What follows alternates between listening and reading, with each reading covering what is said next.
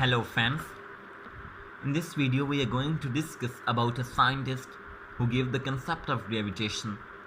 And whenever we talk about physics, whenever we talk about motion, and especially whenever we talk about gravitation, friends, I'm talking about Sir Isaac Newton. ये 1665 का दौर था कि जब sir Isaac Newton इस बात को लेके खास गौर फिक्र का शिकार रहते थे कि ये जो चाँद है, अगर आप कहते हैं कि ये ज़मीन के गिर्द मूव करता है और ज़मीन सूरज के गिर्द मूव करती है, तो क्या वो वजह है, क्या वो चीज़ है जो इन चीज़ों को मजबूर करती है कि आप घूमें? आखिर इनकी कोई ना कोई वजह हो सकती है ना। असल में दोस्तों, ये जो फ़िज़िक्स है ना, फ़िज़िक्स की फील्ड, फ़िज़िक्स की दुनिया में ये गौर फ़िक्र चलता ही रहता है। फ़िज़िक्स इसी चीज़ का नाम है। फ़िज़िक्स कहती है कि अगर आप कोई भी चीज़ देखते हैं, कोई भी चीज़ आपको मजबूर करती है सोचने पे, तो आपको उसकी रीज़न तलाश करनी होती है। आप उसको छोड़ नहीं सकते और ये बात आप कभी भी नहीं कह सकते कि चलो ठीक है, अगर ये ऐसी है तो ऐसी से रहने दें। नहीं, अगर कोई चीज़ ऐसी है तो उसका कोई ना कोई बैकग्राउंड होता है, कोई ना कोई उसकी उस तरह के होने की रीज़न होती है, और फिज़िक्स के अंदर हम उस रीज़न को तलाश करते हैं कि अगर ये ऐसी है, ऐसी क्यों है।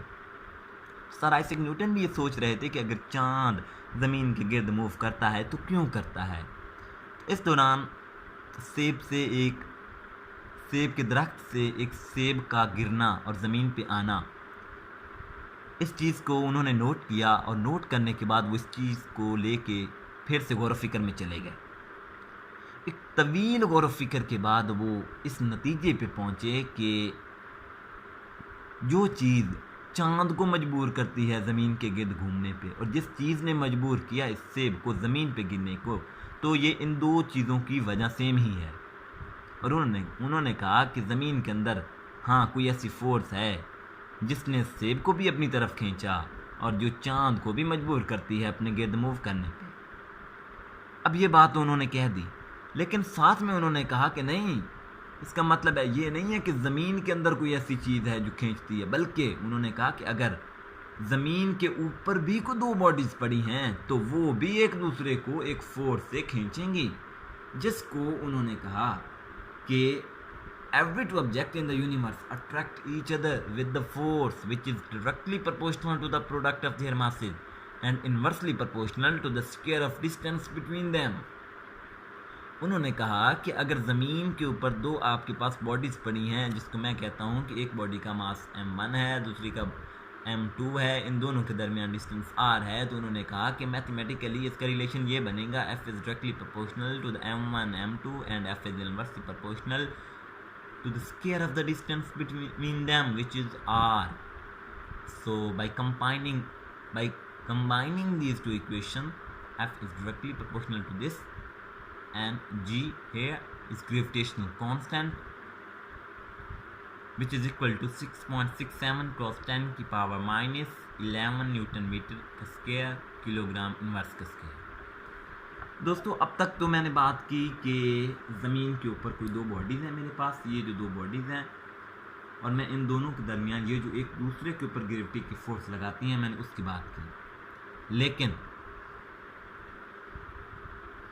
लेकिन अगर मैं यहाँ पे बात करूँ कि अगर ज़मीन के ऊपर कोई बॉडी पड़ी है, ज़मीन की सरफेस पे कोई बॉडी पड़ी है, तो ज़मीन उसके ऊपर जो ग्रेविटेशनल फोर्स लगाएगी, तो वो जो फोर्स लगाएगी उसका रिलेशन क्या बनेगा? तो दोस्तों, उसका जो रिलेशन बनेगा वो ये बनेगा, F is equal to G small m and big ME over R का स्क्वायर। ये जो स्मॉल m है, ये है मेरे पास, ये देखिए मैं कहता हूँ कि ये ज़मीन है, ठीक, ये इसका रेडियस है और ये इसका सरफेस है। सरफेस पे मेरे पास कोई बॉडी पड़ी है, उस बॉडी का मास मेरे पास स्मॉल m है, ME mass of earth, R is the radius of अर्थ।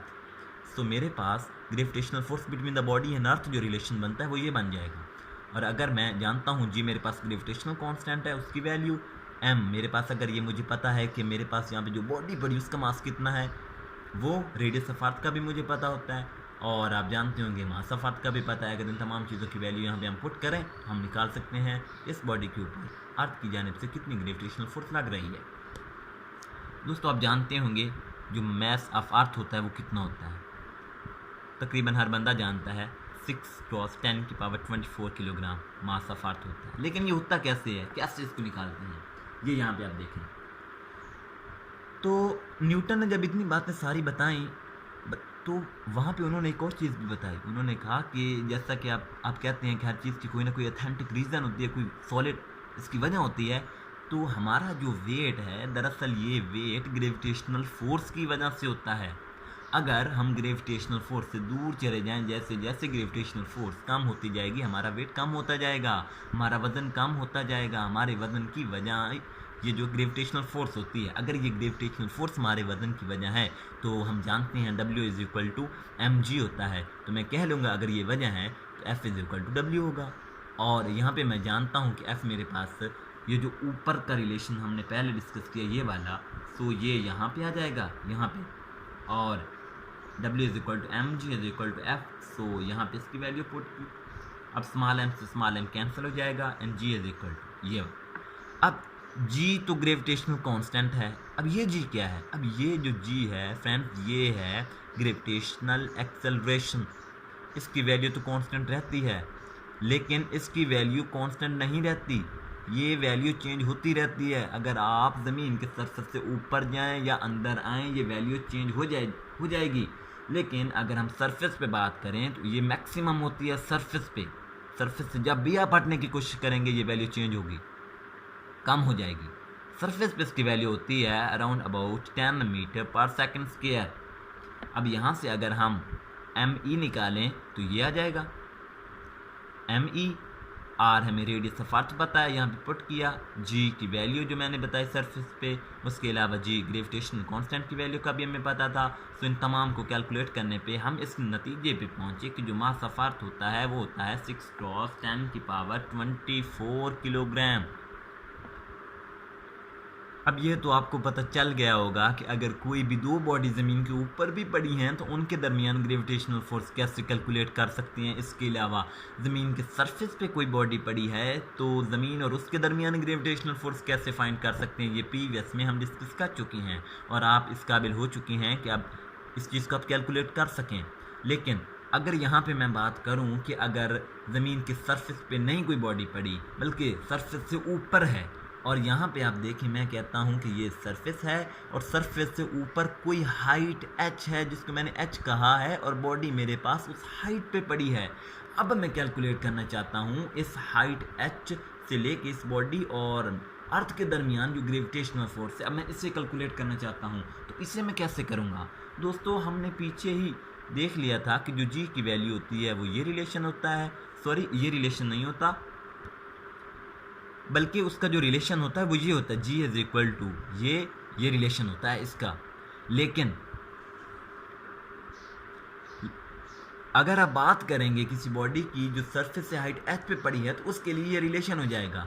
अब वहाँ पे क्या था? वहाँ पे था कि अगर सरफेस बॉडी है तो सिंपली R आ जाएगा रेडियस ऑफ अर्थ। लेकिन अगर ऊपर चली जाएगी, जितनी भी हाइट अगर चली जाए, 1 किलोमीटर कह लें, 1000 किलोमीटर भी इवन आप कह लें, तो ये रेडियस होगा अर्थ का, तो उसके साथ इस हाइट को हम ऐड करके इनका स्क्वायर लेके तो इस G की वैल्यू हम हाइट h पे भी फाइंड कर सकते हैं। अब जहन में रखें ये G कांस्टेंट नहीं है, ये